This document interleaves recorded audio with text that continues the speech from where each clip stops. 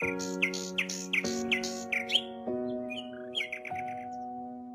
নাও বৌমা, এই চালগুলোও ঝেড়ে নাও। কিন্তু মা, একটু আগেই তো এক বস্তা চাল ঝেড়ে শেষ করলাম, আবার আরেক বস্তা? হ্যাঁ, তো কি হয়েছে? এই বস্তার কথা বলতে প্রথমে মনে ছিল না, পরে মনে পড়েছি। আলসেমি না করে তাড়াতাড়ি ঝেড়ে ফেলো চালগুলো। ঠিক আছে মা, ঝেড়ে দিচ্ছি।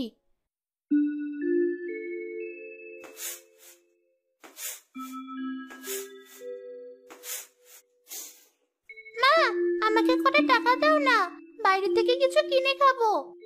এখন তো আমার হাতে কোনো টাকা নেই। এই চালগুলো ঝাড়া শেষ হলে এর বদলেই তোর দাদি আমাকে কিছু টাকা দিবে, তখন দিতে পারবো। ও, তাহলে মা আমার চুলগুলো বেঁধে দাও। ইস পুতুল, দেখতেই তো পাচ্ছিস আমি কাজ করছি, এখন আর জ্বালাস না তো। যা, বাইরে গিয়ে খেল। আচ্ছা মা।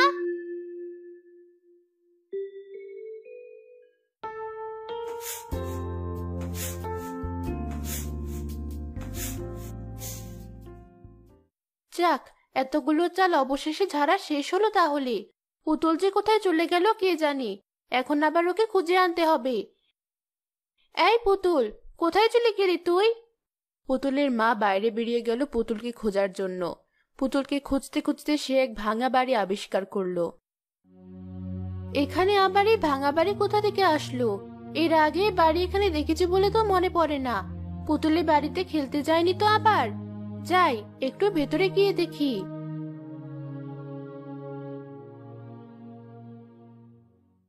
আমার বাড়িতে নতুন মেহমান এসেছে দেখছি। এসো মা। না না, আমি এখানে বেড়াতে আসিনি, আসলে আমার মেয়েকে খুঁজতে খুঁজতে ভুলে এখানে চলে এসেছিলাম।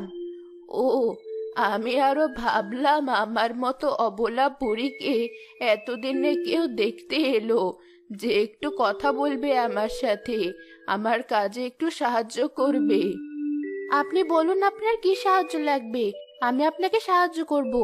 তবে টাকা পয়সা দিয়ে হয়তো কোনো সাহায্য করতে পারবো না, আমার নিজেরই টাকা পয়সার অভাব। না না, আমি এই বুড়ো বয়সে টাকা পয়সা দিয়ে কি করব? আমি বুড়ি মানুষ, না ঠিক মতো চোখে দেখতে পারি, না ঘরের কোনো কাজ ঠিক মতো করতে পারি। কেউ আমার কাজে একটু হাত বাড়ালে খুব উপকার হতো। আচ্ছা বুড়িমা, আমি আপনাকে সাহায্য করছি, আগে আমার মেয়েটাকে খুঁজে বের করি। তোমার মেয়েকে নিয়ে চিন্তা করতে হবে না, তোমার মেয়ে এখন তোমাদের বাড়িতেই আছে। আপনি কিভাবে জানলেন? জানি, আমি সবই জানি।